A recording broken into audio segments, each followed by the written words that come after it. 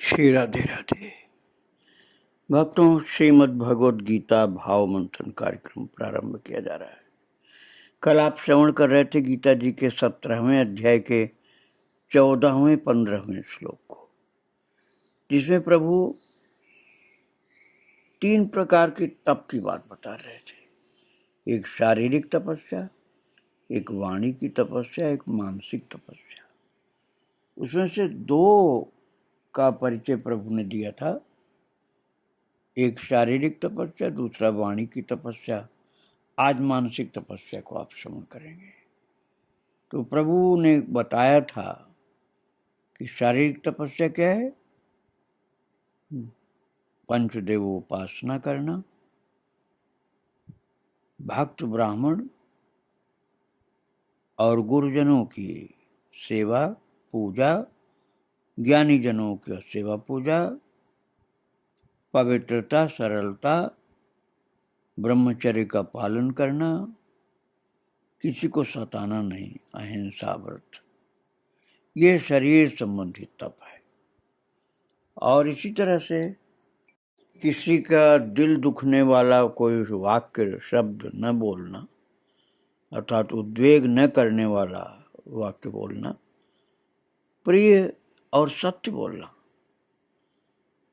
असत्य प्रिय नहीं बोलना, हितकारक बोलना, यथार्थ अर्थात सत्य भाषण, और जो भक्ति के ग्रंथ हैं उनका पठन, प्रभु का नाम जपना, प्रभु की लीला का गायन करना, पाठ करना, ये जो वाणी की तपस्या है। तो ये शारीरिक तपस्या और वाणी की तपस्या, इसका परिचय कल आपने श्रवण किया था। और इन दोनों तपस्याओं को बताने के लिए प्रभु ने जो 2 श्लोक बोले थे, आज उनका पाठ करके तब हम आज वाले पाठ में आगे बढ़ेंगे।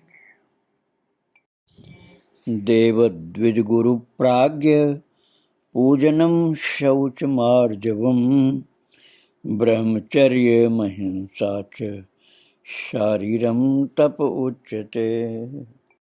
अनुद्वेगकरं वाक्यं सत्यं प्रियहितं च यत् स्वाध्यायाभ्यसनं चैव वाङ्मयं तप उच्यते। तो हम लोगों ने कल वाला पाठ फिर से किया इस प्रकार। अब आज के पाठ में आपको लेकर चलेंगे, अर्थात 16वें श्लोक का पाठ। ये 16वें श्लोक को मानसिक तप को बताने के लिए प्रभु ने बोला था। तो आज का पाठ वही है। आइए हम सब मिलकर के 16वें श्लोक का पाठ करें एक साथ। मन प्रसाद सौम्यत्वं मौनमात्म विनिग्रह भाव संशुद्धिरित्ते तत्तपो मानस मुच्यते। मन प्रसाद सौम्यत्वं मौनमात्म विनिग्रह भाव संशुद्धिरित्ते तत्तपो मानस मुच्यते। मानसिक तप का परिचय दिया प्रभु ने, अर्थात मन का तप। एक शरीर का तप, एक वाणी का तप, अब ये मन का तप। मन का तप क्या होता है? मन प्रसाद सौम्यत्वम मौनम आत्म विनिग्रह भाव संशुद्धि इति एतत् मानसम तपः उच्यते। अब आप देखिए, प्रभु ने जो शब्द बताए हैं उस पर विचार करना, उसके अर्थ पर और भाव पर विचार करना। प्रभु कह रहे हैं मन प्रसाद, मन को प्रसन्न रखना, अर्थात मन को दुखी मत रखो, मन की प्रसन्नता वाली चीज सोचो, भगवान की बातें सोचो, भगवान की लीला, भगवान का प्रेम, भक्तों के साथ उनकी लीला, ये सब सोचने से मन प्रसन्न होता है। बेकार की उल बातें सोचने पर मन दुखी होता है। तो मन को प्रसन्न एकदम बढ़िया रखने के लिए, मन को प्रसन्नता मन को प्राप्त हो जाए, उसके लिए भगवत विषयक चीजें ही सोचनी चाहिए। तो मन की प्रसन्नता क्या है? कि मानसिक तपस्या है। और सौम्यत्वम अर्थात शांत भाव, परेशान नहीं हो। मौनम, मौन का अर्थ आप सामान्यतः यही सुने होंगे कि बोले नहीं, चुप रहे, वो मौन है। लेकिन महाराज यहाँ पर भगवान ने मानसिक तपस्या में मौन बोला है। तो न बोलना तो मानसिक तपस्या नहीं हुई, तो वाणी की तपस्या हुई। और यहाँ भगवान ने मौन को बताया मानसिक तपस्या में। तो यहाँ मौन का मतलब न बोलना नहीं, वाणी का संयम। वाणी का संयम अर्थात मौन, न मौन रहना, न बोलना, वाणी का संयम, न बोलना वाणी का संयम, तो वो वाणी का तप है। किंतु यहाँ प्रभु मानसिक तपस्या में मौन बोल रहे हैं। तो यहाँ मौन का क्या तात्पर्य है? यहाँ मौन का तात्पर्य है भगवान का मनन करना। मौन का मतलब है भगवान का मनन करना, अर्थात भगवत चिंतन करने का स्वभाव होना। हर समय भगवान का चिंतन करने का स्वभाव, मन की प्रसन्नता हो, प्रभु की लीलाओं को याद करके, उनकी कृपा याद करके मन प्रसन्न रहेगा, शांत भाव रहेगा, प्रभु की कृपा पर विश्वास करके शांत रहेगा मन और प्रसन्न भी रहेगा। और फिर प्रभु कह रहे मौन, मौन का अर्थ हुआ मनन करता रहेगा, प्रभु का चिंतन करता रहेगा मन, लीला चिंतन, स्वभाव चिंतन, कृपा का चिंतन। ये सब करते करते जो एक अच्छी सुंदर मन की स्थिति होगी, उसी को मौन कहा प्रभु ने।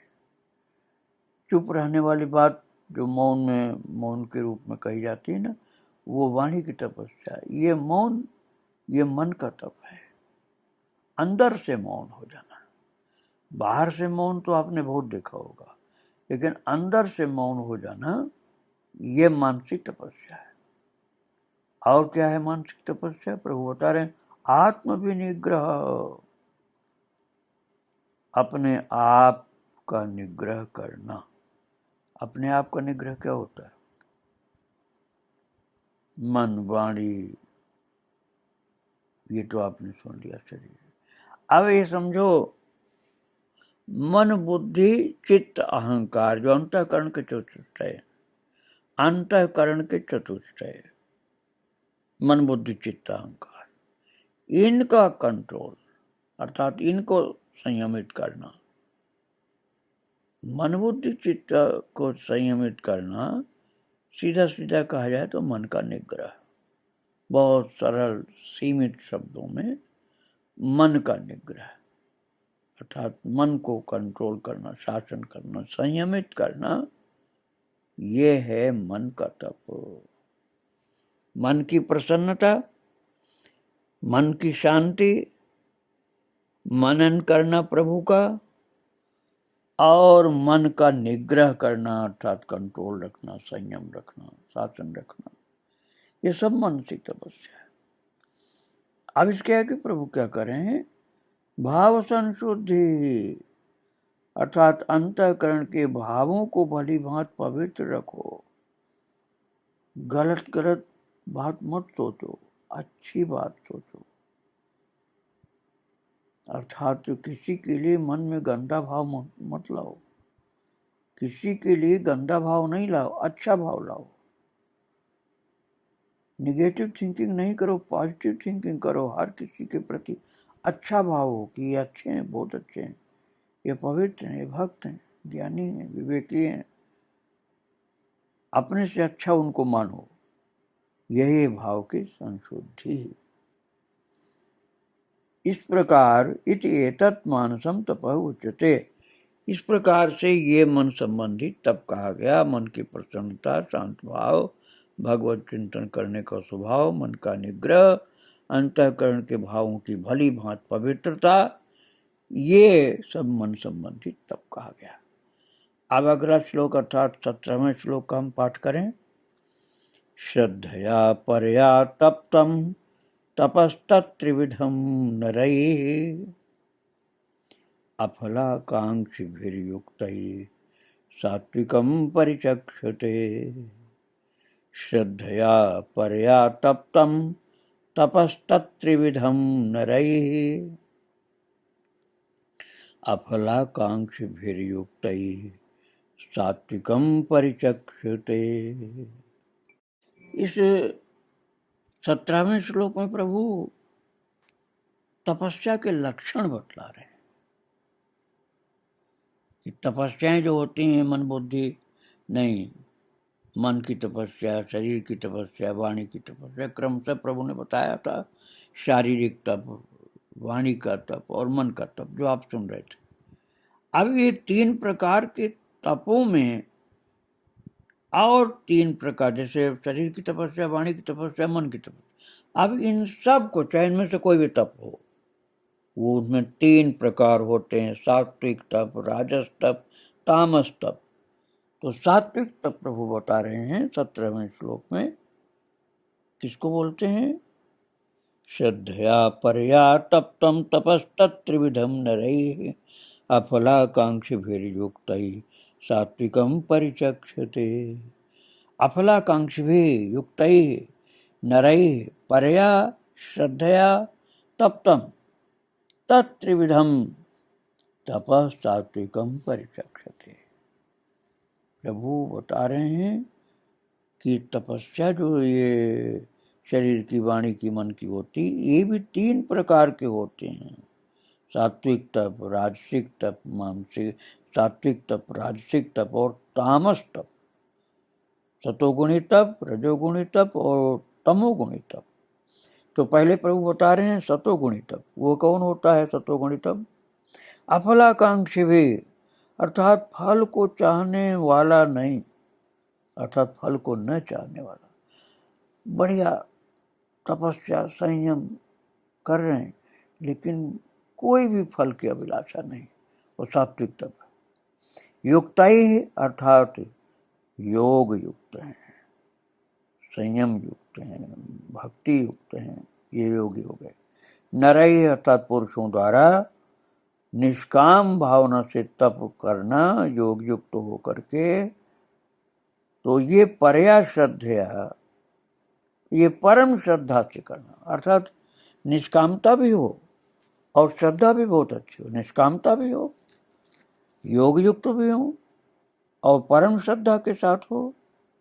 तो ऐसा जो तप होता है उसको 3 प्रकार के, उस तप को 3 प्रकार के तप कहा गया।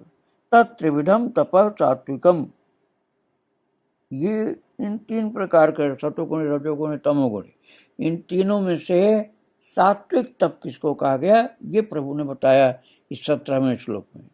सात्विक तप वह है जो निष्काम भाव से खूब भजन करो, खूब साधो शरीर को,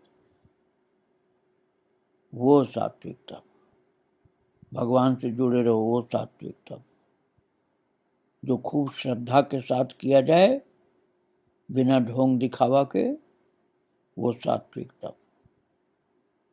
तो जो पहले 3 तप बताए गए, अर्थात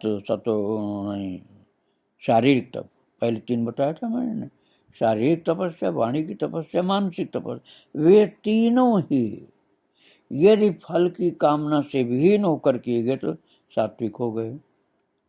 और वही शारीरिक, वाचिक और मानसिक तपस्या यदि भगवान से जोड़कर किए गए और खूब श्रद्धा से किए गए तो सात्विक हो गए तब। तो सात्विक तप कल्याणकारी होता है। अब जो सात्विक नहीं करते, वो रजोगुणी तप करते हैं, तमोगुणी तप करते हैं, उनसे कल्याण नहीं होता है। उन रजोगुणी तप और तमोगुणी तप की चर्चा हम कल करेंगे। आज प्रभु को और उनके भक्तों को प्रणाम करके यहीं विराम दे रहा हूँ। श्री राधे राधे। जय जय श्री राधे श्याम, जय जय सीताराम। वृंदावन बिहारी लाल की जय, राधा रानी की जय। श्री राधे राधे। भक्तों, श्रीमद् भगवद गीता भाव मंथन कार्यक्रम प्रारंभ किया जा रहा है। कल आप श्रवण कर रहे थे गीता जी के 17वें अध्याय का 17वां श्लोक, जिसमें प्रभु ने 3 प्रकार की जो तपस्या होती, शारीरिक, वाचिक और मानसिक, उनके 3 प्रकार जो होते हैं वो बताए। इन तीनों तपों के 3 प्रकार कौन से? सतोगुणी तप, रजोगुणी तप, तमोगुणी तप। उसमें से सतोगुणी तप आपने कल श्रवण किया था, जिसमें प्रभु ने अपने प्रिय भक्त शिष्य अर्जुन को बताया था कि अर्जुन, जो फल को न चाहने वाले योगी पुरुषों के द्वारा परम श्रद्धा से तपस्या की जाती है, वही तपस्या सात्विक कही जाती है। और इस बात को बताने के लिए प्रभु ने जो श्लोक उच्चारण किया, 17वें अध्याय का 17वां श्लोक, आइए फिर से हम पाठ कर लेते हैं। श्रद्धया परया तप्तम तपस्तत्त्रिविधं नरैः अफलाकांक्षिभिर्युक्तैः सात्विकं परिचक्षते।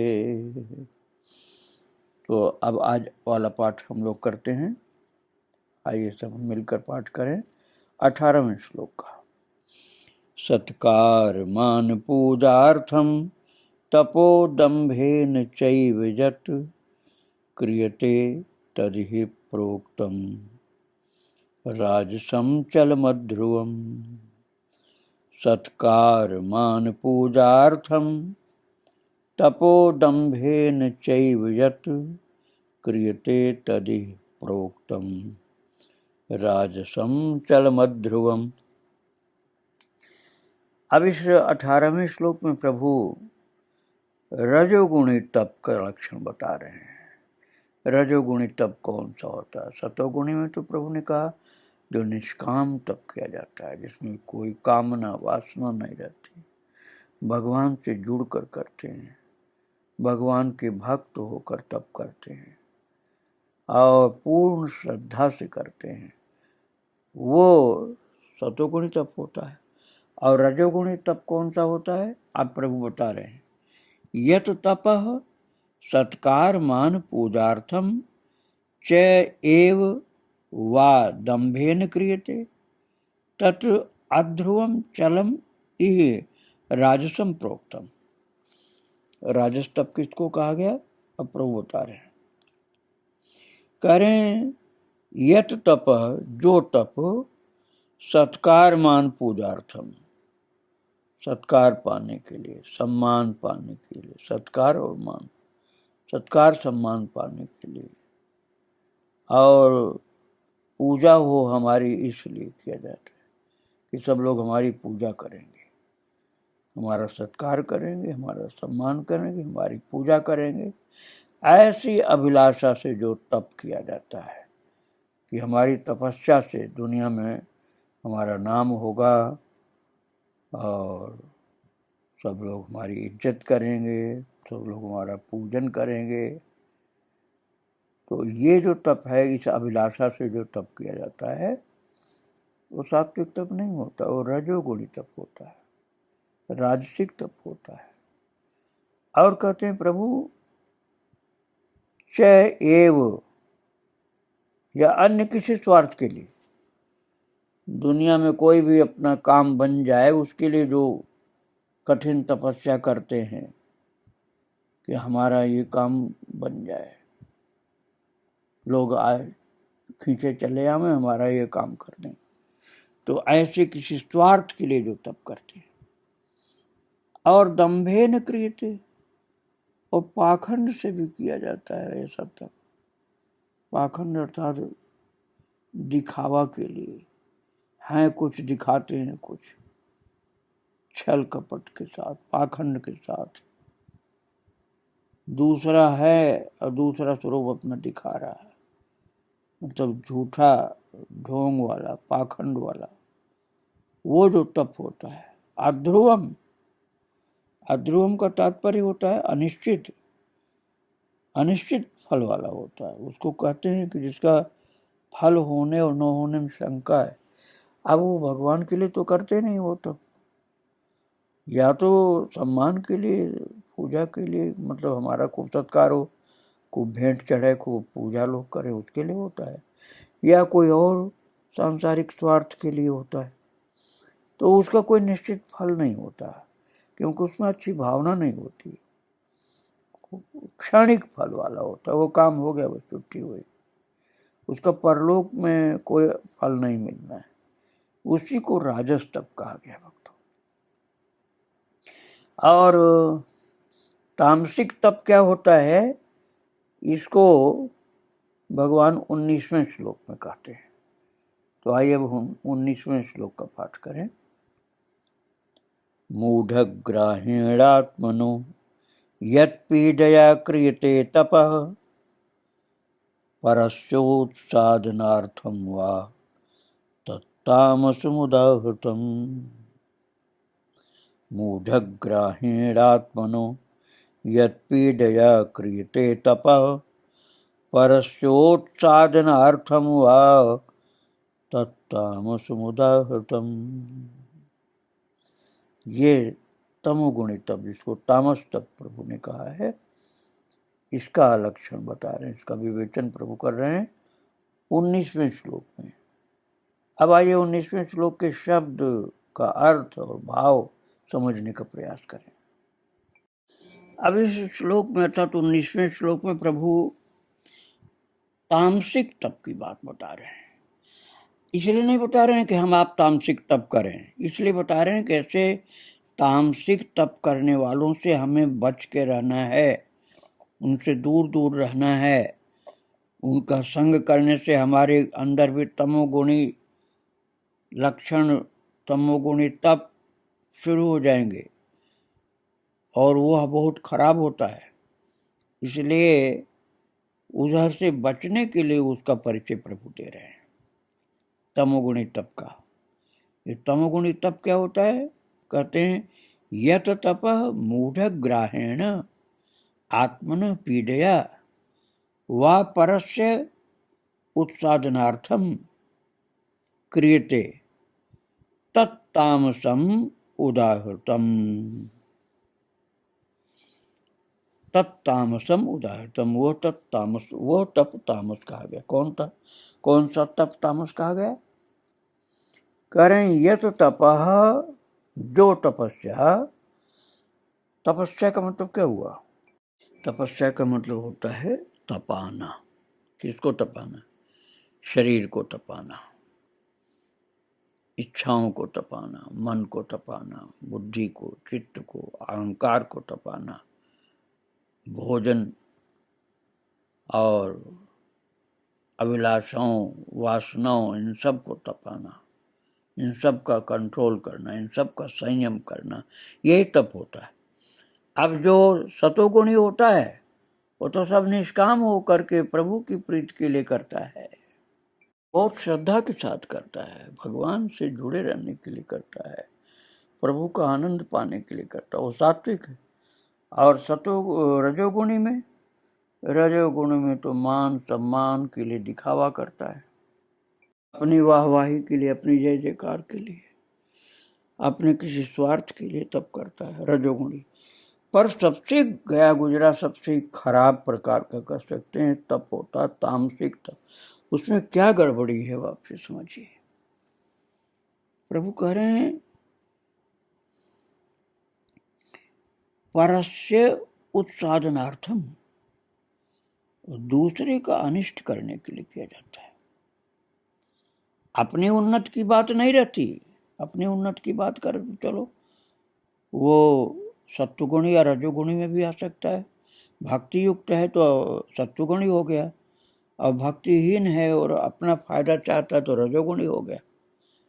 लेकिन यहाँ अपने फायदे की बात नहीं, दूसरे के नाश करने के लिए जो करते हैं तब, परस्य उत्साधनार्थम, जो दूसरे का अनिष्ट करने के लिए, दूसरे की हानि करने के लिए, दूसरे को सताने के लिए, नीचा दिखाने के लिए, दूसरे का नाश करने के लिए जो करते हैं, वो तप जो तमोगुणी होता है।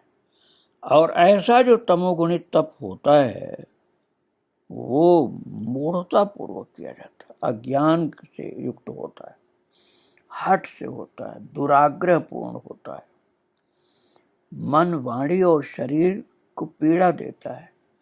दूसरे को तो कष्ट देगा ही देगा, लेकिन करने वाले को भी कष्ट मिलता है, उसका मन दुखी होता है, झुंझलाता है, चिल्लाता है, गाली बकता है, और मन से तो दूषित रहता है, ये दूसरे को भी दूषित करता है, अपने को भी दुखी करता है। और वाणी अनर्गल, अशब्द और अपवित्र और अपशब्द बोलते हैं ना, वो सब बोलता है अपने मन, अपनी वाणी से। तो मूढ़ग्राह्यण आत्मन पीड़या, अब खुद दूसरे को भी पीड़ा देता है, अपने को भी पीड़ा देता है। क्रोध में अशुद्ध भोजन, अशुद्ध खाना पीना, अशुद्ध बोलना, अशुद्ध कर्म अपने शरीर को भी बहुत पीड़ित करता है, दूसरे के शरीर को भी पीड़ित करता है, हर प्रकार से अमंगल युक्त होता है, महागंदगी का ढेर होता है। जैसे गंदे गंदे चीजों को खा जाना, गंदी गंदी जीव जंतुओं को मार करके खाना खिलाना, और ऐसी चीजों को जिसको सामान्य मनुष्य सोच भी नहीं सकता है कि मुर्दे की चीज को खा जाना, मुर्दे के अंगों को खा जाना, पकाना खाना, और ऐसे ऐसे उद्देश्य गंदे होते हैं कि किसी का नाश करता है, किसी का नुकसान करता है। यही सब करने के लिए गलत गलत तरीके से जो तप करता है, मन वाणी शरीर को भी कष्ट देता है, पीड़ा करता है, दूसरे का नाश करता है और सबका अकल्याण करता है, अपने द्वारा कोई भला नहीं करता, सबको कष्ट देता है, सबकी हानि करता है, सबका नाश करता है, या किसी के साथ दुश्मनी करके उसके नाश के लिए पड़ा रहता पीछे। तो ऐसे जो तप होते हैं ये तामस तप होते हैं। ऐसे तामस तप करने वाले नरक में चले जाते हैं, जिनका भगवान से कोई लेन देन नहीं होता। ये साथ भगवान से युक्त हो जाए तब तो सात्विक हो जाए, और संसार का भी भला नहीं करते। ऐसा नहीं कि परोपकार करते, संसार का भी भला नहीं करते, संसार का भी नाश करते हैं, अपना भी नाश करते हैं। नरक में जाने के रास्ता होता है इनका। सतोगुणी तप वाला तो भगवत धाम जाता है, रजोगुणी वाला तो संसार में घूमता रहता है, लेकिन तमोगुणी वाला जो होता है, तमोगुणी तप वाला, वो नरक में जाता है, बहुत कष्ट पाता, पीड़ा पाता है, इस जन्म में भी दुखी रहता है, मरने के बाद और ज्यादा कष्ट मिलता है नरक का। और फिर उसके बाद फिर से जन्म जब होगा तो फिर उसी प्रकार का गंदगी वाला जन्म होगा। इसलिए तमोगुणी तप से बचना चाहिए। रजोगुणी तप जो होता है ईश्वर भक्ति से युक्त तो नहीं होता है, लेकिन किसी का नाश करने के लिए नहीं होता। तप होता है सत्व गुण वाला बढ़िया, सत्व गुण वाला तप, जिसको सतोगुणी तप कहा जाता है, वही जीव का कल्याण करता है। उसमें भगवान से युक्त होकर भगवान की भक्ति, साधना, तपस्या, भजन पूजन निष्काम होकर के प्रेम से करता है। तो ये 3 प्रकार के तप की बात प्रभु ने बताई। अब इसके आगे प्रभु 3 प्रकार के दान की बात बताते हैं। सतोगुणी दान, रजोगुणी दान, तमोगुणी दान, उनकी चर्चा हम कल करेंगे। आज प्रभु को और उनके भक्तों को प्रणाम करके यहीं विराम दे रहा हूँ। श्री राधे राधे, जय जय श्री राधे श्याम, जय जय श्री सीताराम, वृंदावन बिहारी लाल की जय। राधा रानी की जय। श्री राधे राधे। भक्तों, श्रीमद् भगवद गीता भाव मंथन कार्यक्रम प्रारंभ होने जा रहा है। कल आप श्रवण कर रहे थे गीता जी के 17वें अध्याय का 19वां श्लोक, जिसमें प्रभु ने बताया था अपने प्रिय भक्त शिष्य अर्जुन से तप के विषय में। पहले तो प्रभु ने सात्विक तप का लक्षण बताया और फिर राजस तप का लक्षण बताया, इसके बाद तामस तप का लक्षण बताया। और प्रभु ने कहा कि जो तप मूढ़ता पूर्वक हठ से मन, वाणी और शरीर की पीड़ा के सहित अथवा दूसरे का अनिष्ट करने के लिए किया जाता है, वो तप तामस तप कहा जाता है। उससे तप करने वाले का भला नहीं होता। सांसारिक कोई इच्छा भले पूर्ण हो जाए, लेकिन उसका परिणाम, उसका पतन, लोक परलोक बिगड़ना, यहाँ तक कि नरक में भी जा सकता हो, उससे कोई फायदा नहीं होता है। इस बात को प्रभु ने 19वें श्लोक में बताया। तो आइए 19वें श्लोक का पाठ फिर से कर लें, फिर इसके बाद आज के पाठ में अर्थात 20वें श्लोक में चलेंगे। मूढ़ग्राहेणात्मनो यत्पीडया क्रियते तपः परस्योत्साधनार्थं वा तत्तामसमुदाहृतम्। मूढ़ग्राहेणात्मनो यत्पीडया क्रियते तपः परस्योत्साधनार्थं वा तत्तामसमुदाहृतम्। तो ये रहा कल वाला पाठ। अब हम सब लोग मिल करके 20वें श्लोक का पाठ करेंगे, जो आज का पाठ है, जिसमें प्रभु ने सात्विक दान के लक्षण बताए। अर्थात अब 3 प्रकार के दान की बात प्रभु कर रहे हैं: सात्विक दान, राजस दान और तामसिक दान। तो 20वें श्लोक का पाठ हम लोग करें। दातव्यमिति यद्दानं दीयतेनुपकारिणे देशे काले च पात्रे च तद्दानं सात्विकं स्मृतम्। दातव्यमिति यद्दानं दीयतेनुपकारिणे देशे काले च पात्रे च तद्दानं सात्विकं स्मृतम्।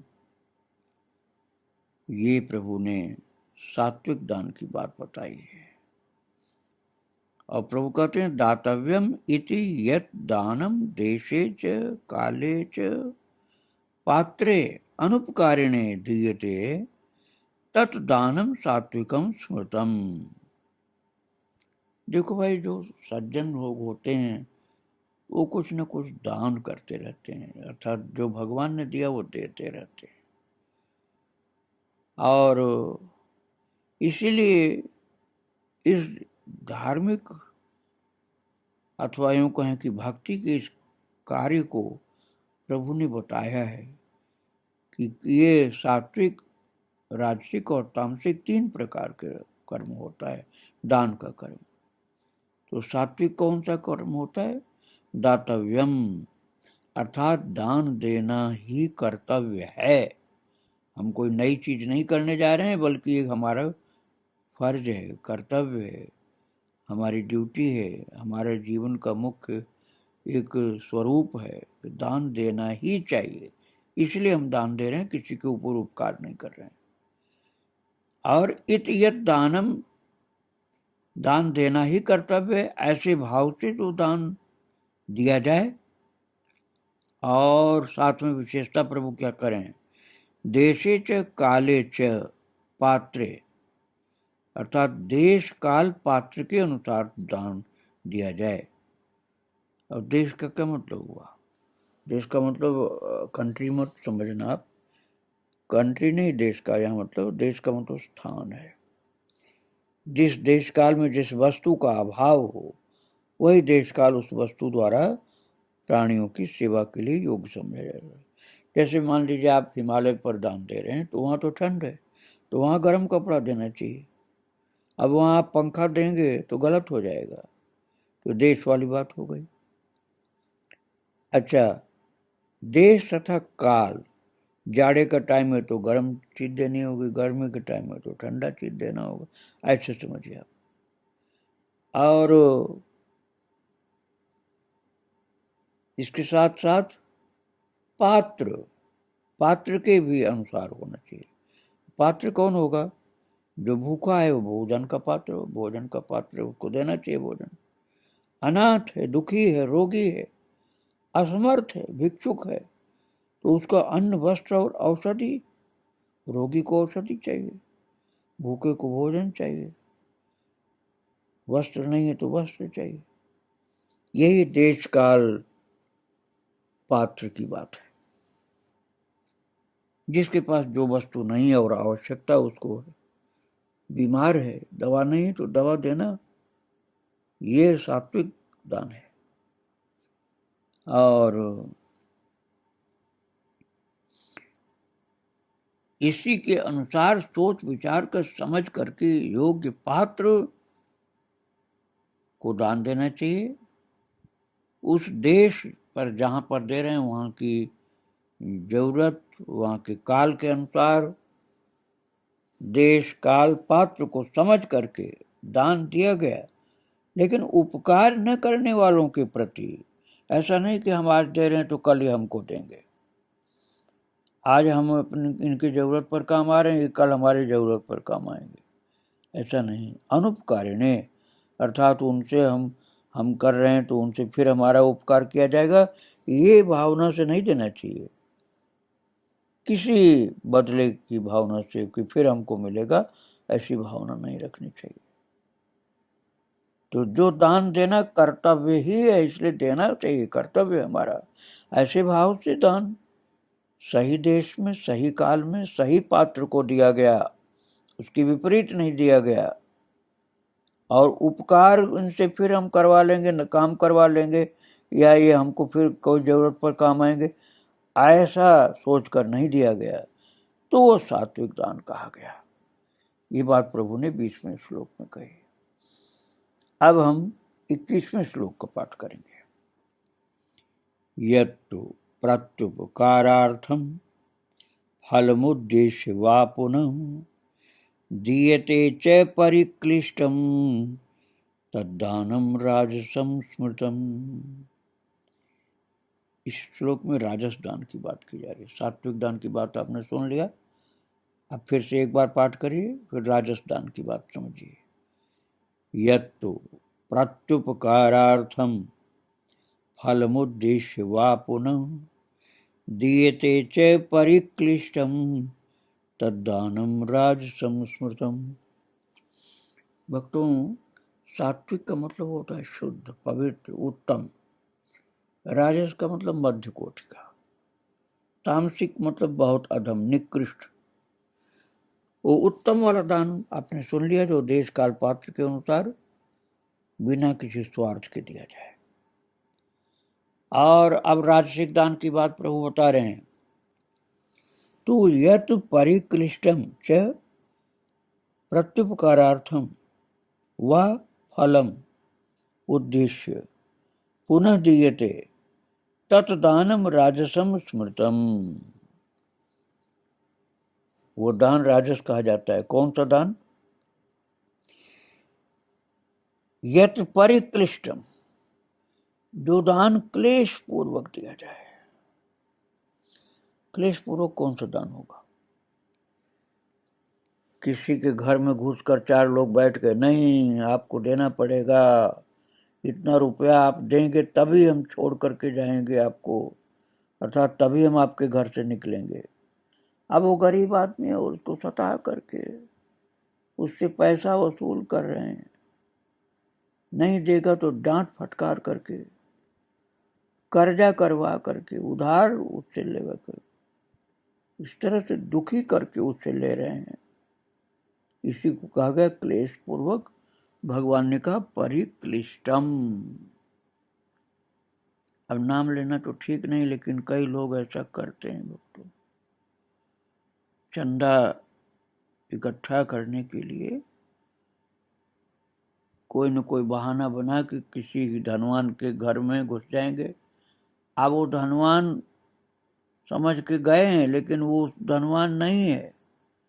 अब वो उसको कुछ बिचवाएंगे, उसका कुछ उधार लेंगे, कर्जा करवाएंगे, लेंगे, कष्ट देते हैं उसको। क्लेश पूर्वक लिया हुआ दान है ये। अब दान उसने क्या दिया, वो मजबूरी में परेशान होकर के दिया है उसने। तो ये क्लेश पूर्वक दिया हुआ दान रजोगुणी होता है, परेशान होकर के देना पड़ा। च प्रत्युपकारार्थम, और दूसरा है प्रत्युपकार के प्रयोजन से, अर्थात दान के बदले में अपना सांसारिक कार्य सिद्ध करने की आशा से, कि चलो हम दे देंगे तो कभी हमारे काम में आ जाएंगे, नहीं देंगे तो हमको सताएंगे, परेशान करेंगे। तो क्लेश पूर्वक भी दिया और इस आशा से दिया कि जरूरत पर कभी हमारे काम में आ जाएंगे। प्रत्युपकार अर्थात आज हम दे रहे हैं, कल ये हमको देंगे। आज हम दे रहे हैं, कल ये हमको देंगे। एक तो बहुत परेशान होकर दिया, कुछ था नहीं, लेकिन डर के कारण दिया, तो वो क्लेश पूर्वक हुआ। अब प्रत्युपकार से नहीं देते हैं तो फिर परेशानी आएगी, और देंगे तो फिर हमारे काम कभी आएंगे। तो ये सात्विक दान नहीं, ये रजोगुणी दान। अथवा फलम उद्देश्य,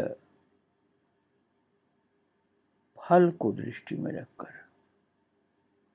अर्थात मान, बड़ाई, प्रतिष्ठा।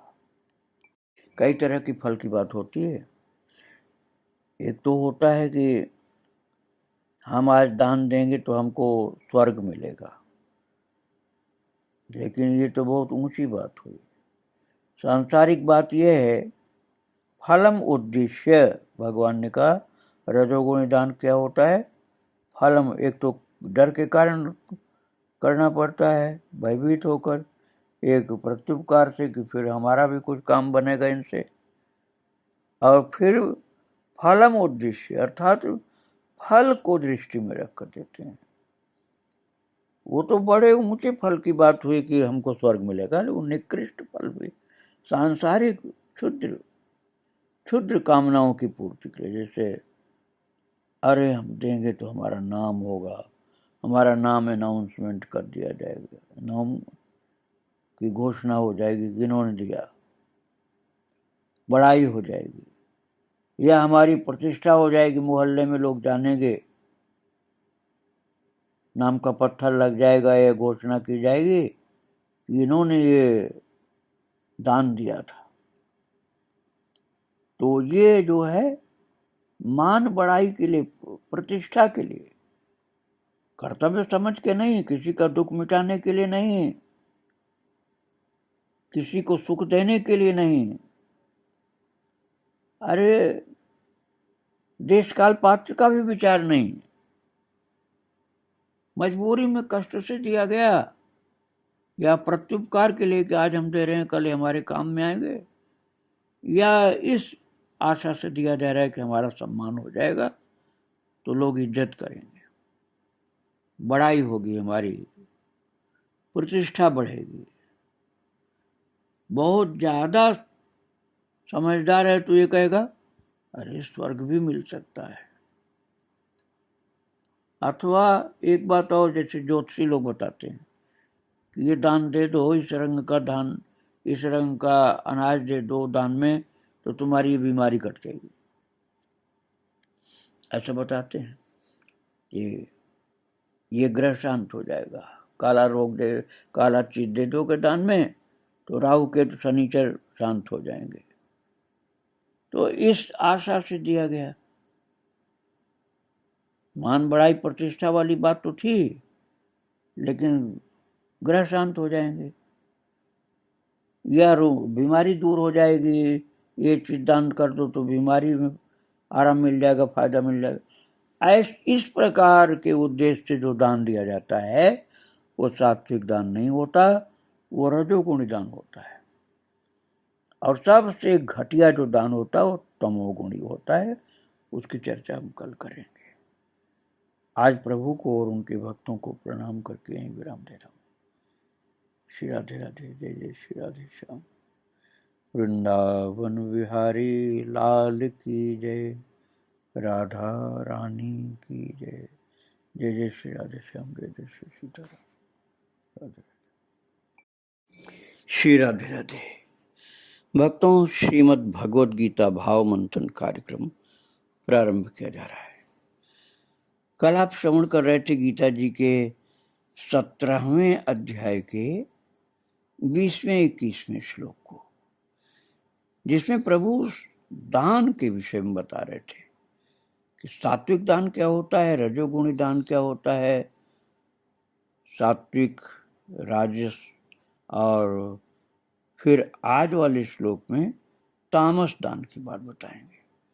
तो कल आपने सात्विक दान और राजस दान की बात सुनी थी, जिसमें प्रभु ने कहा था दान देना कर्तव्य है, ऐसे भाव से जो दान देश काल पात्र के अनुसार दिया जाता है, जिसके द्वारा दान तो उपकार न करने वाले के प्रति निष्काम भाव से दिया जाता है, वो दान सात्विक होता है। और जो क्लेश पूर्वक और प्रत्युपकार के प्रयोजन से अथवा फल को दृष्टि में रखकर फिर दिया जाता है, वो दान राजस कहा गया है। यह आपने कल श्रवण किया था 20वें और 21वें श्लोक में, 17वें अध्याय के 20वें 21वें श्लोक में। आइए इसका पाठ करके फिर आज के पाठ में आपको लेकर चलें।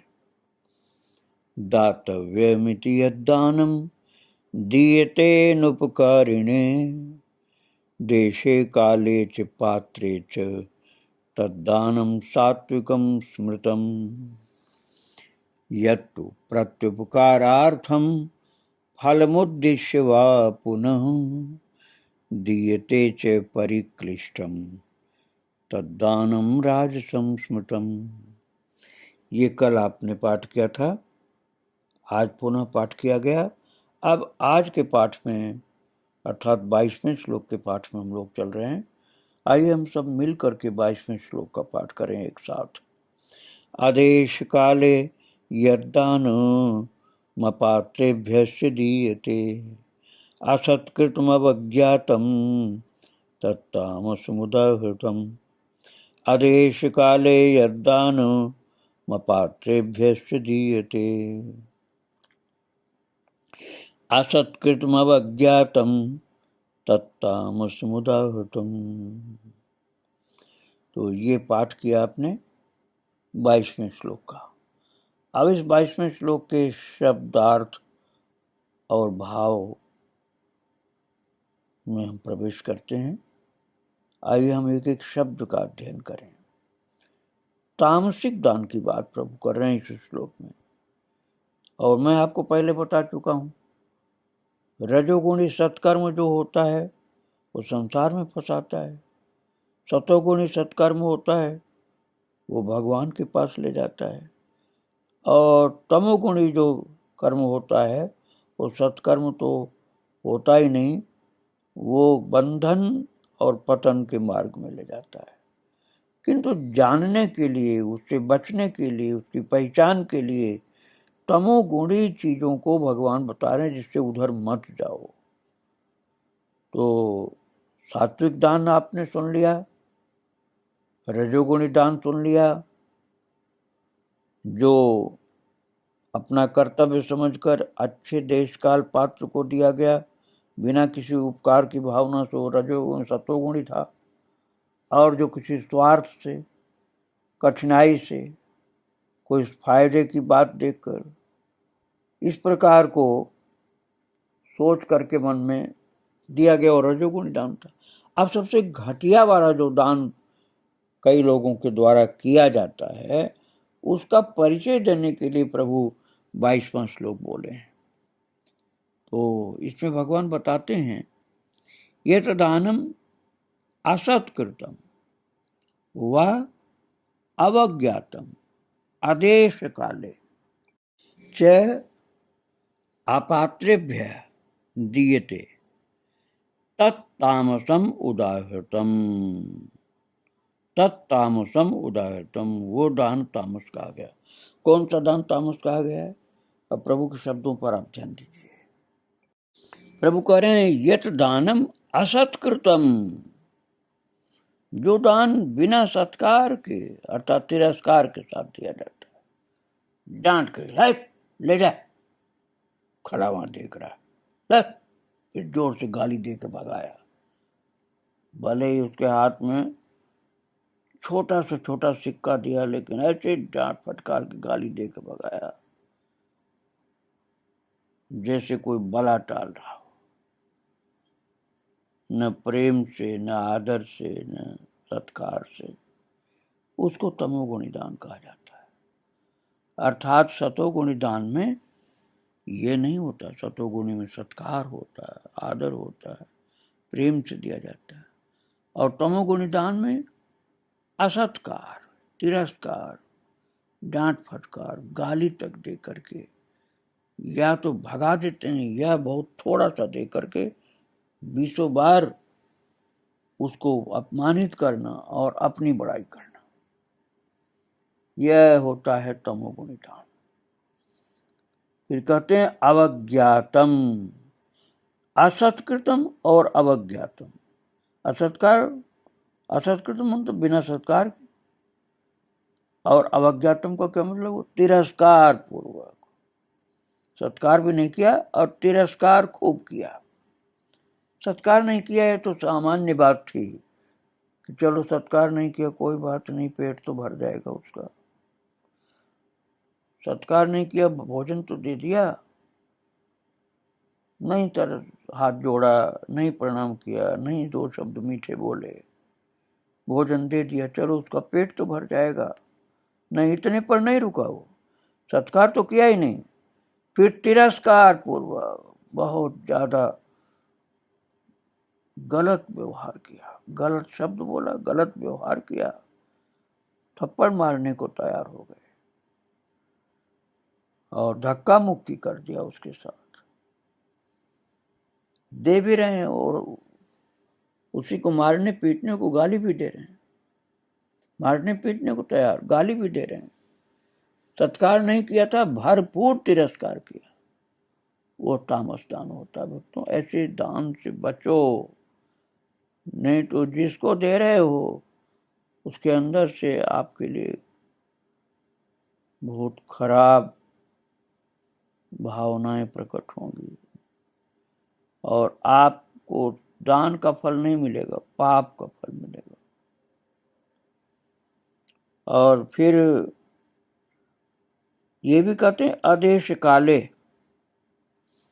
अर्थात देश काल के विपरीत देते हैं, अयोग्य देश में, अयोग्य काल में, अयोग्य पात्र को। तात्पर्य ये हुआ भक्तों कि जहां पर देना चाहिए, जिसको देना चाहिए, जिस समय देना चाहिए, ये समझ होनी चाहिए। कहां पर देना है, किसको देना है और किस समय देना है।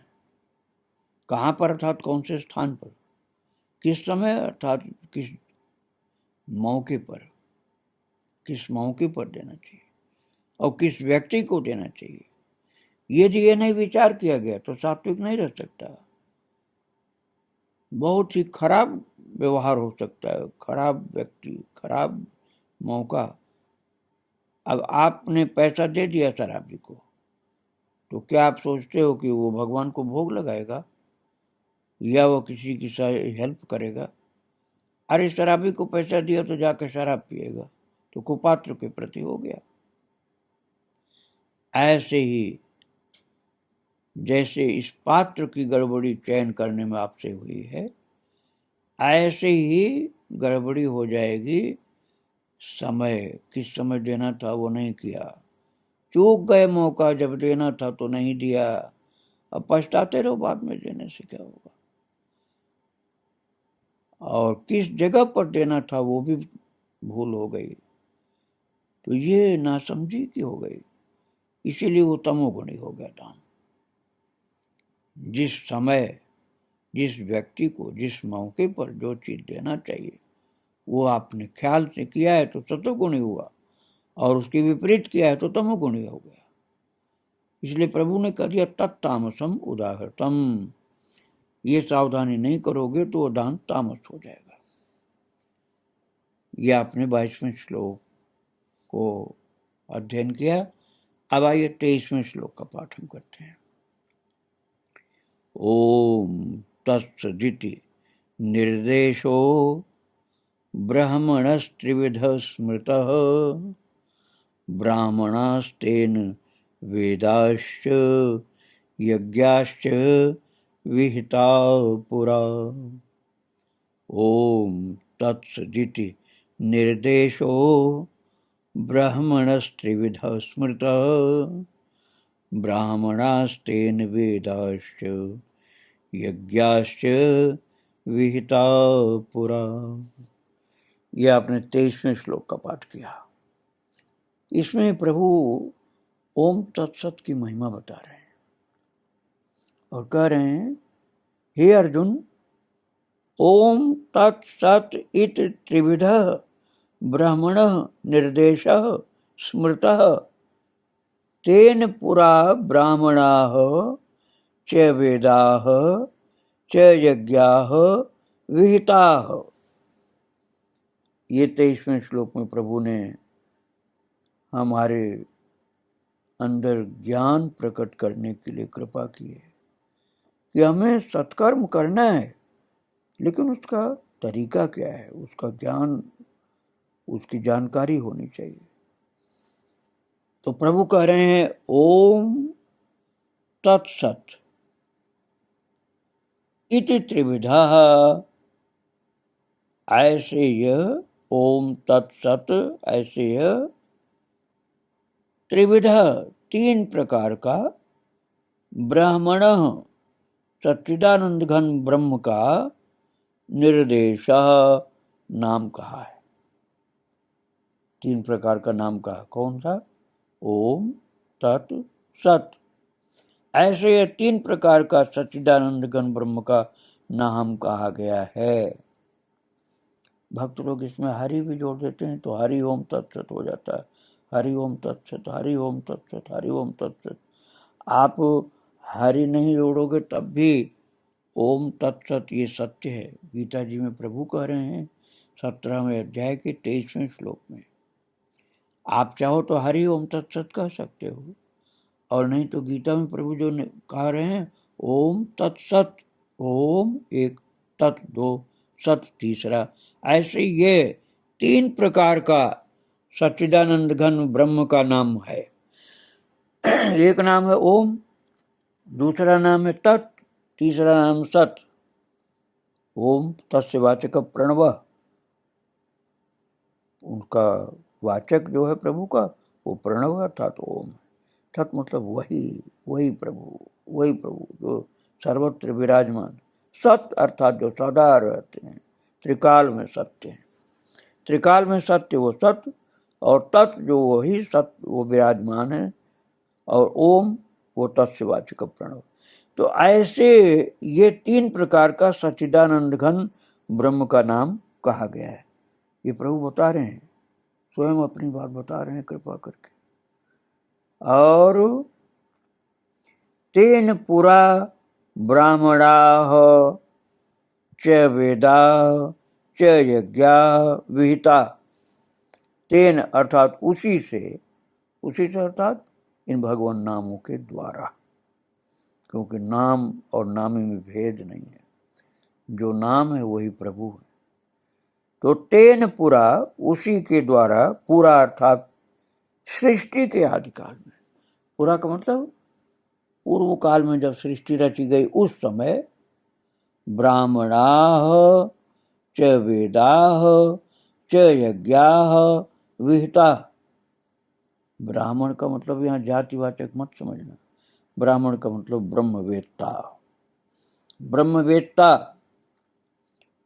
और वेदा, वेद, ऋग्वेद, सामवेद, यजुर्वेद, अथर्ववेद, ये वेद, और ब्रह्मवेत्ता ऋषि। ब्राह्मण का मतलब ब्रह्मवेत्ता ऋषि और वेद तथा यज्ञ आदि रचे गए, किसके द्वारा? हरि ओम तत्सत, ओम तत्सत। ओम प्रभु, तत् अर्थात वही सर्वत्र विराजमान, सत अर्थात जो एकमात्र सत्य हैं, ऐसे 3 प्रकार के सच्चिदानंद ब्रह्म का जो नाम कहा गया है, उसी से सृष्टि के आदिकाल में ब्रह्मवेत्ता ऋषि और वेद तथा यज्ञ आदि रचे गए।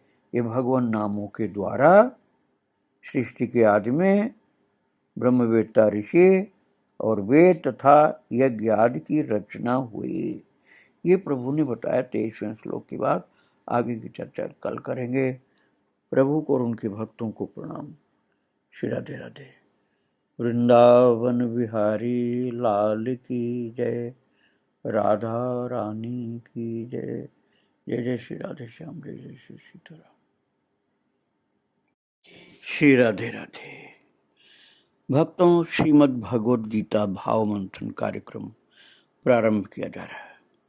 कल आप श्रवण कर रहे थे गीता जी के 17वें अध्याय का 23वां श्लोक, जिसमें प्रभु अपने प्रिय भक्त शिष्य अर्जुन को बता रहे थे कि जब कोई सत्कर्म किया जाता है तो उसके साथ ओम तत्सत शब्द की बहुत महिमा होती है।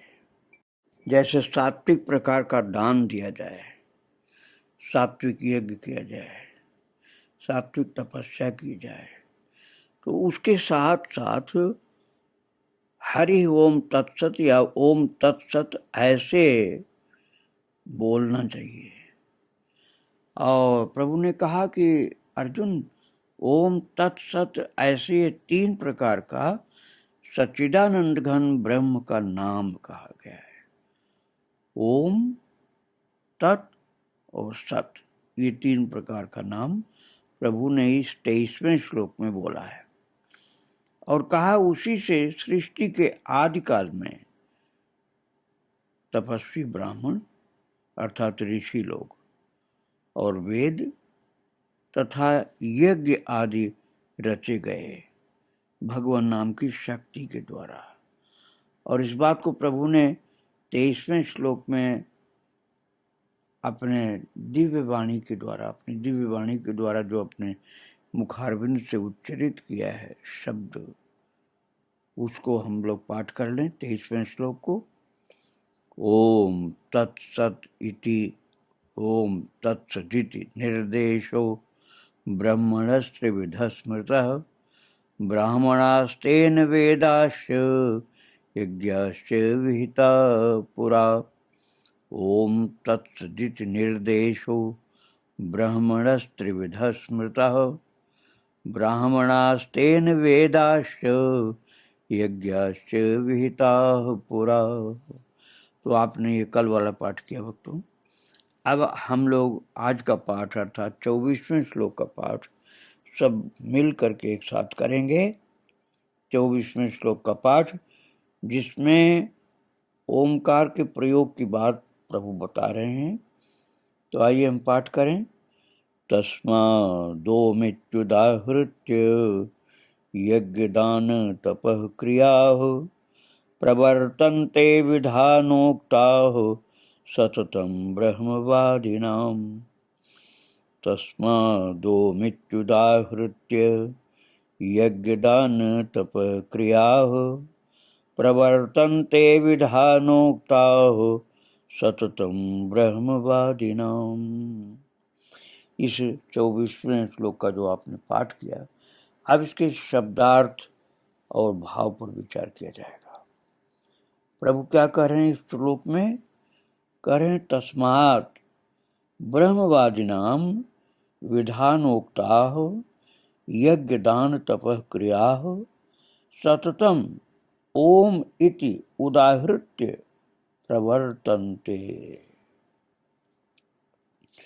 प्रभु कह रहे हैं तस्मात्, इसलिए, किस लिए? जो पहले बताया गया 23वें श्लोक में कि ओम तत्सत ऐसे 3 प्रकार का जो सच्चिदानंद घन ब्रह्म का नाम है,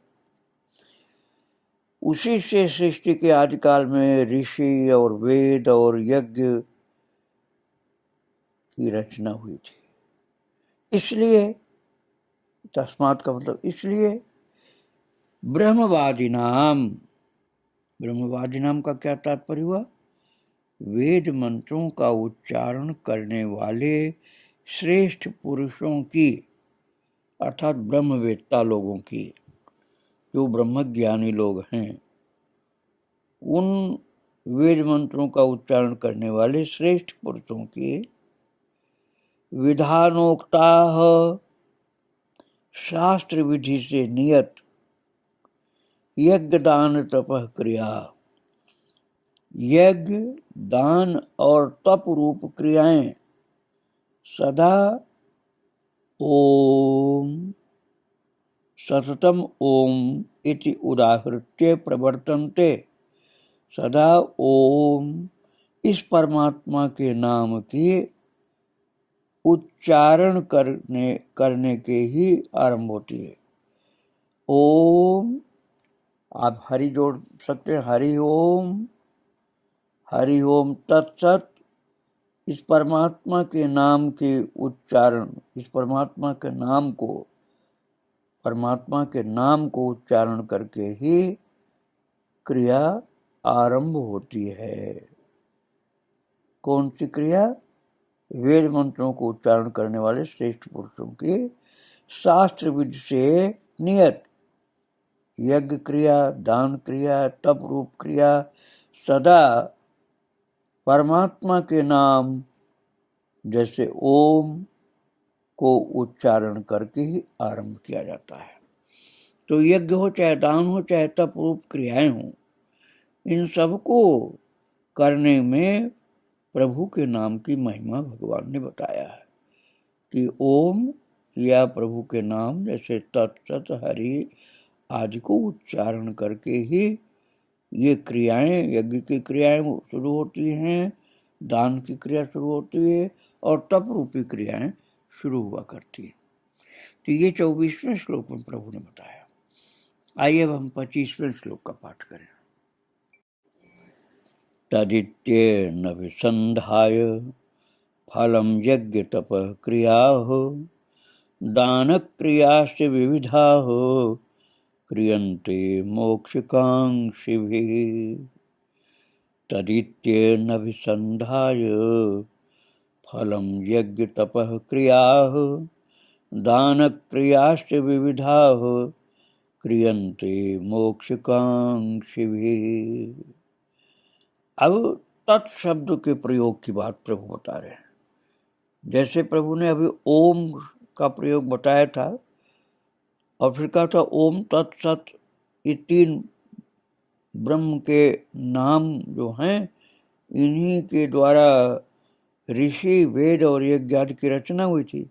तो ओम का सत्कर्म के उच्चारण में, सत्कर्म करने में उच्चारण करके तब सत्कर्म किया जाता है। अब इसके बाद तत्शब्द का प्रयोग बता रहे हैं 25वें श्लोक में। तदित्येन विसंधाय फलम यज्ञ तप क्रिया दान क्रिया से विविधा क्रियन्ते मोक्षकांक्षिभिः। प्रभु कह रहे तत् अर्थात तत् नाम से कहे जाने वाले परमात्मा का ही यह सब है। तत् शब्द का वास्तविक अर्थ भगवान से है, लेकिन तत् का सांकेतिक अर्थ है कि वही प्रभु का नाम, वही नाम जो प्रभु का लिया गया, अर्थात वो परमात्मा ही ये सब है। इति फलम अनभिसंधाय, इस भाव से फल को न चाह करके, क्रिया तो करनी है भगवान नाम के उच्चारण के साथ, लेकिन फलम अनभिसंधाय, फल को न चाहकर, विविधाः, नाना प्रकार की यज्ञ तप क्रिया, यज्ञ की क्रिया, तप की क्रियाएं, च दान क्रिया, तथा दान रूप क्रियाएं, मोक्षकांक्षी भी, कल्याण की इच्छा वाले पुरुषों के द्वारा क्रियन्ते अर्थात की जाती है। तो जैसे ओम का प्रभु ने कहा प्रयोग, ऐसे भी यहाँ तत् का भी प्रयोग बता रहे हैं 25वें श्लोक में कि तत् अर्थात तत् नाम से कहे जाने वाले परमात्मा का ही ये सब है, इस भाव से फल को न चाहकर नाना प्रकार की क्रियाएं, चाहे यज्ञ की हो, तप की हो, सत्कर्म की हो, दान की हो, वो कल्याण की इच्छा वाले पुरुषों द्वारा अन्य किसी फल को न चाहने के लिए, सांसारिक चीज न चाहने कि सांसारिक चीजों की चाहने की बात नहीं होनी चाहिए। केवल आत्म कल्याण, भगवत प्रसन्नता, इसके लिए पुरुषों के द्वारा तत् शब्द का प्रयोग किया जाता है सत्कर्म करने में। तो ओम तत्सत, तो तत्व वाली बात प्रभु ने कहा। अब सत शब्द जो है, ओम तत्सत प्रभु ने कहा है, तो ओम का बता दिया, तत् का बता दिया। अब 26वें श्लोक में सत शब्द का प्रयोग कैसे किया जाता है ये बता रहे हैं। तो आइए 26वें श्लोक का पाठ कर लें हम लोग। सद्भावे साधु भावे च सदित्ते तत्प्रयुज्यते प्रशस्ते कर्मणि तथा सत्शब्दः पार्थ युज्यते।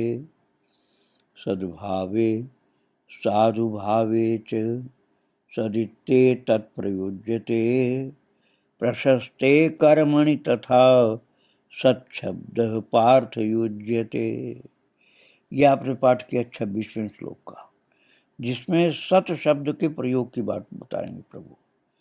तो प्रभु के द्वारा बोले हुए शब्द जो हैं उनका अर्थ और भाव पर विचार करना हम प्रारंभ कर रहे हैं। प्रभु कह रहे हैं सत इति एतत् सद्भावे च साधुभावे प्रयुज्यते तथा पार्थ प्रशस्ते कर्मणि सत शब्द युज्यते।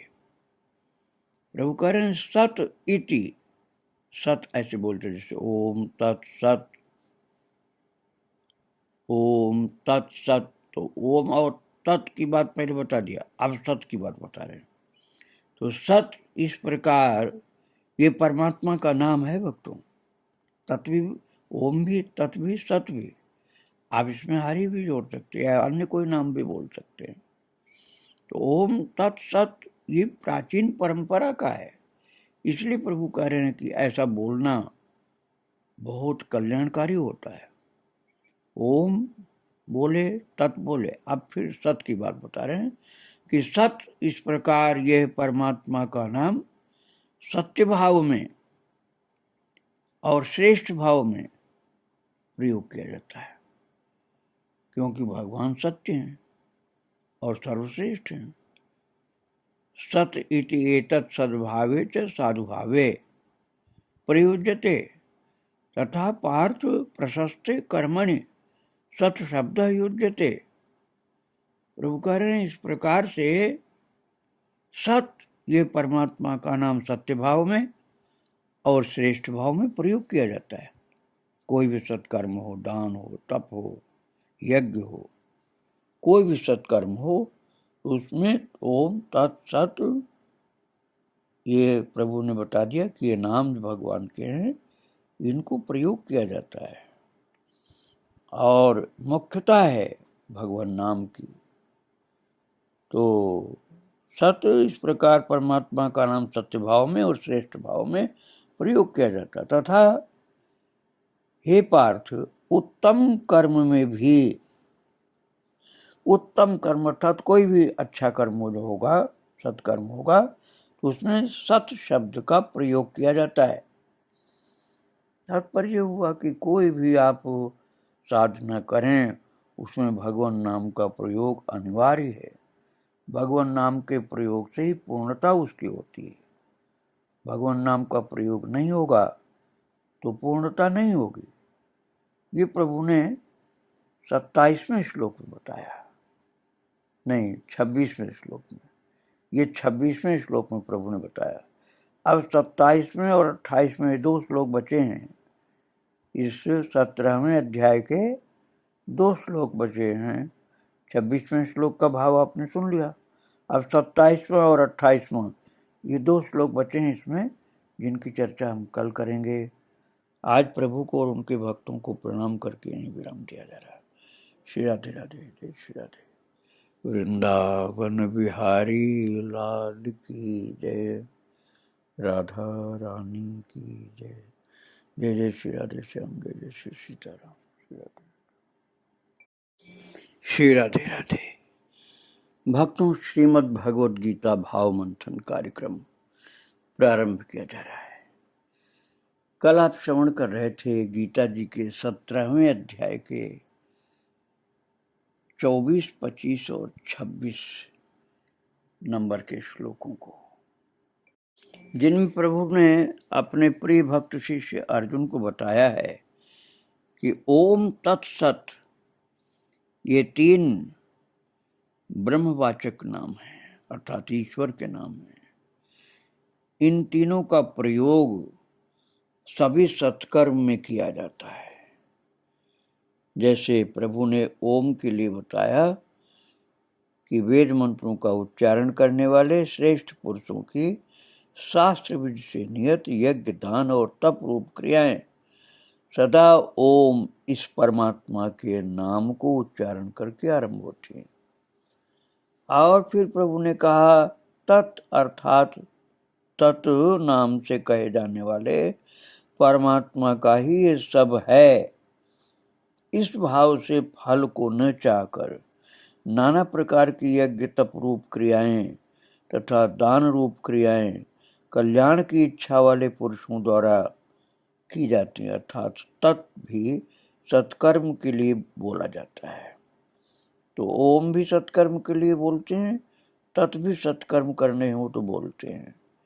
और इसके बाद फिर 26वें श्लोक में प्रभु ने कहा कि सत्य इस प्रकार ये परमात्मा का नाम सत्य भाव में और श्रेष्ठ भाव में प्रयोग किया जाता है तथा हे पार्थ, उत्तम कर्म में भी सत्य शब्द का प्रयोग किया जाता है। और इस बात को बताने के लिए प्रभु ने जो श्लोक बोले हैं, आइए उनका हम पाठ करें।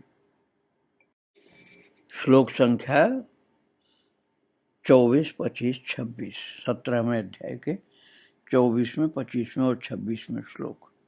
यद्यपि आप पाठ कल कर चुके हैं, फिर से एक बार पाठ करके आज के पाठ में आपको ले चलेंगे।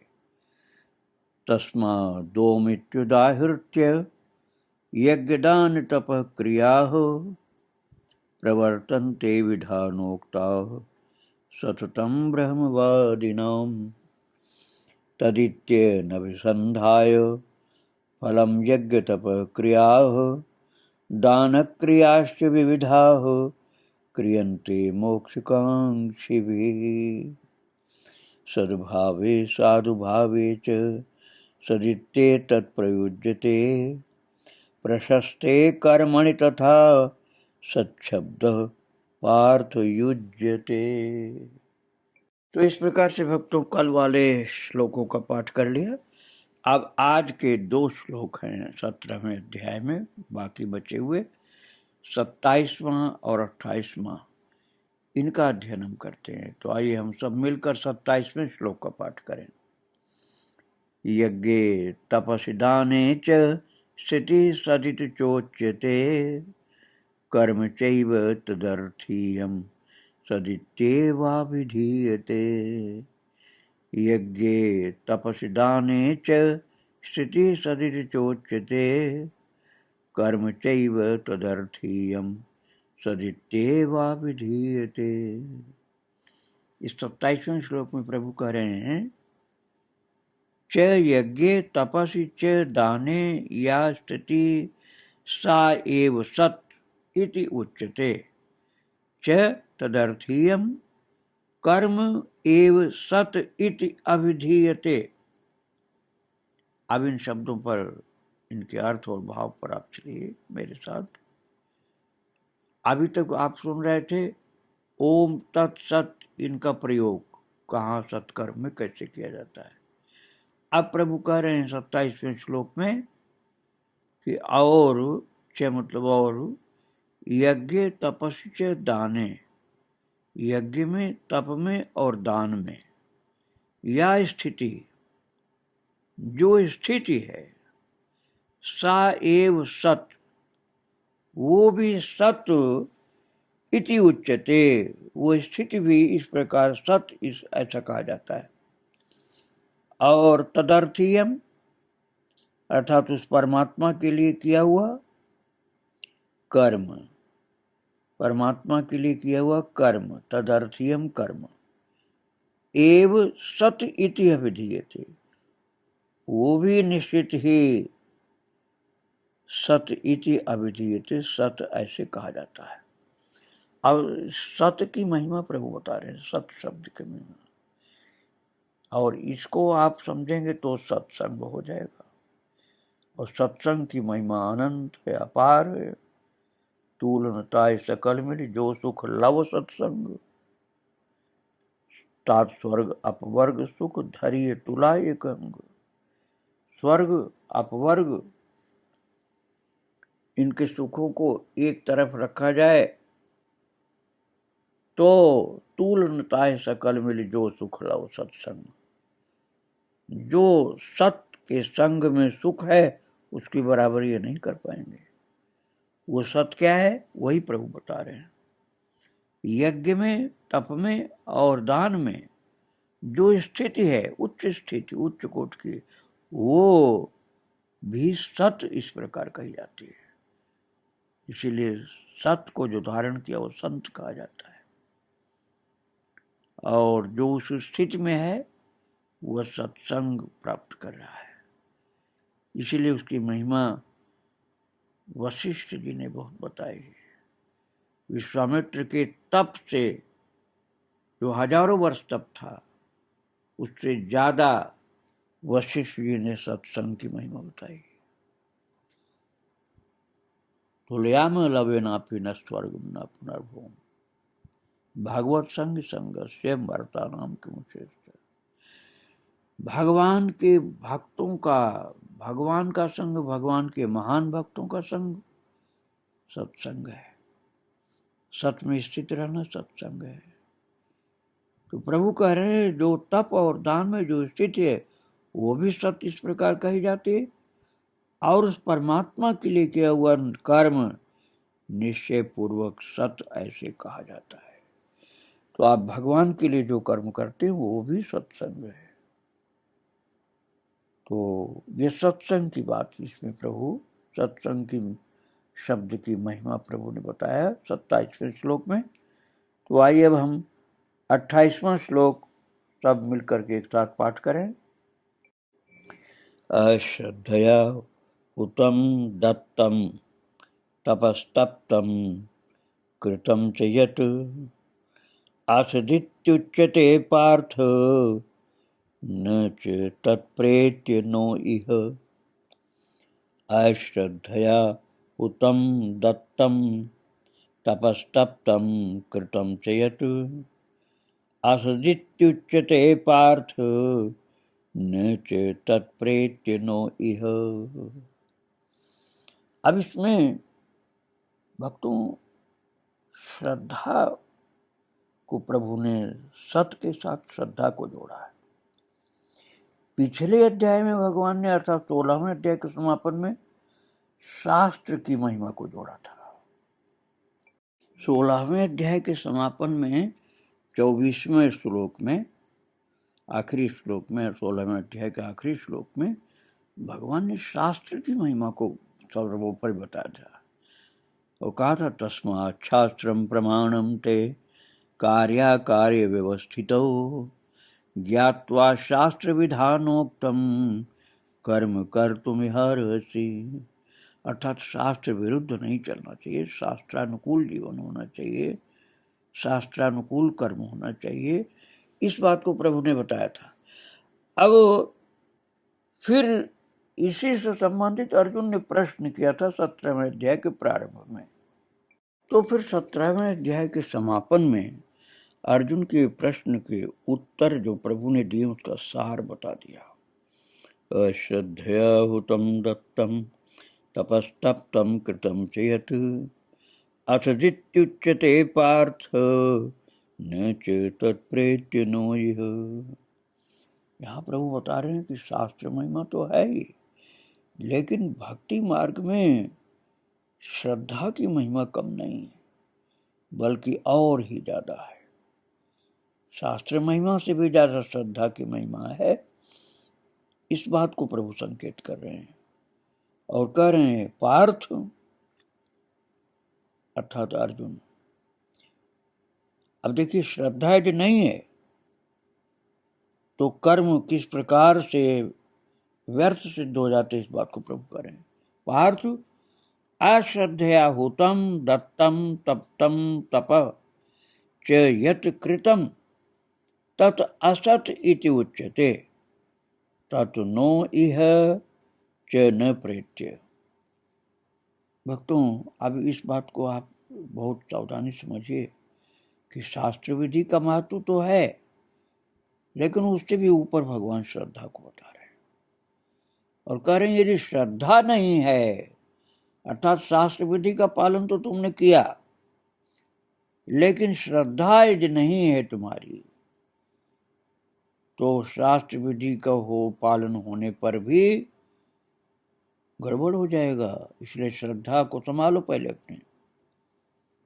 क्या करें? अश्रद्धया हुतम दत्तम, बिना श्रद्धा के, अश्रद्धा अर्थात बिना श्रद्धा के, बिना श्रद्धा के किया हुआ हुतम अर्थात हवन। अब हवन जो नहीं करता है उसके लिए समझ लीजिए जीवन के कर्तव्यों की आहुति जो की जाती, जो पवित्र कर्म किए जाते हैं, उसका अर्थ निकाल लीजिए। वैसे हुतम का अर्थ हवन होता है। तो जो बिना श्रद्धा के किया हुआ हवन है, दत्तम अर्थात दिया हुआ दान है। श्रद्धा से नहीं दे रहे हैं, बिना श्रद्धा के ही दान दे रहे हैं, उस दान का महत्व तो बहुत कम हो जाता है। तुलसीदास जी ने तो कहा, एन केन विधि दीने दान करे कल्याण, उत्तरकांड में मानस में। अर्थात दान जैसे भी दिया जाएगा, कैसे भी दिया जाएगा, वो कल्याण कुछ न कुछ करेगा। श्रद्धा के साथ होगा तो बहुत ज्यादा कल्याण करेगा, और श्रद्धा के बिना होगा तो कुछ कल्याण जरूर करेगा। ऐसा मानस में कलयुग को देखकर तुलसीदास जी ने कहा। यहां प्रभु द्वापर में बोल रहे हैं और कह रहे हैं कि बिना श्रद्धा के किया हुआ जो हवन है, अश्रद्धया उत्तम, दत्तम अर्थात दिया हुआ जो दान है, तप्तम अर्थात तपा हुआ जो तप है, बिना श्रद्धा के, बिना श्रद्धा के जो हवन है, बिना श्रद्धा के जो दान है, बिना श्रद्धा के जो तप है, और यत् कृतम, और जो भी कुछ आप शुभ कर्म करते हैं, बिना श्रद्धा के शुभ कर्म करते हैं, तो तत् असत इति उच्यते, वो समस्त असत इस प्रकार से कहा जाता है। अभी तक सत्य की महिमा प्रभु बता रहे, सत्संग की महिमा सुन रहे थे, सत्य की महिमा सुन रहे थे। अब भगवान कह रहे हैं श्रद्धा का महत्व तो इससे ज्यादा आगे बढ़ गया। यदि श्रद्धा से नहीं किया गया है, चाहे हवन हो, चाहे दान हो, चाहे तपा हुआ तप हो, चाहे किया हुआ सत्कर्म हो, वो सत्कर्म असत हो जाएगा। ये श्रद्धा विहीन है तो वो समस्त असत इस प्रकार कहा जाता है। फिर सत नहीं असत हो जाता है। वो न तो इस लोक में लाभदायक है, तत् नो इह, वो इस लोक में अर्थात इस जन्म में लाभदायक नहीं, इस धरती पर लाभदायक नहीं, और मरणोपरांत च न प्रेत्य, और न मरने के बाद ही, मरने के बाद भी श्रद्धा विहीन कर्म नहीं सहयोग देगा, नहीं लाभ करेगा, नहीं कल्याण करेगा, और जीवन में भी नहीं करेगा। इसलिए शास्त्र महिमा भी माननी है, और प्रभु के नाम ओम हरि ओम तत्सत इसको भी मानना है। और इन सब के आखिर में उपसंहार में इस अध्याय के प्रभु ने बता दिया कि इन सब में श्रद्धा बहुत जरूरी है। शास्त्र विधि का पालन करने में भी श्रद्धा है, प्रभु के नाम लेने में भी श्रद्धा का महत्व है, और जो कर्म किए जाते हैं, हवन, दान, तप और कोई भी सत्कर्म, इन सब में श्रद्धा का बहुत ज़्यादा महत्व है। इसलिए श्रद्धापूर्वक शास्त्र विधि को मानो, श्रद्धापूर्वक भगवान नाम को मानो, और श्रद्धापूर्वक किए गए सत्कर्म को, हवन को, दान को, तप को, उनको भी श्रद्धापूर्वक मानो और श्रद्धापूर्वक करो, तो वह इस लोक में, इस जन्म में भी कल्याणकारी होगा और अगले जन्म में भी, परलोक में भी कल्याणकारी होगा। ये प्रभु ने 17वें अध्याय के समापन में कहा है। आगे की चर्चा 18वें अध्याय की हम कल प्रारंभ करेंगे। आज प्रभु को और उनके भक्तों को प्रणाम करके यहीं विराम दे रहा हूँ। श्री राधे राधे, जय जय श्री राधे। वृंदावन बिहारी लाल की जय, राधा रानी की जय। जय जय श्री राधे श्याम, जय जय श्री सीताराम।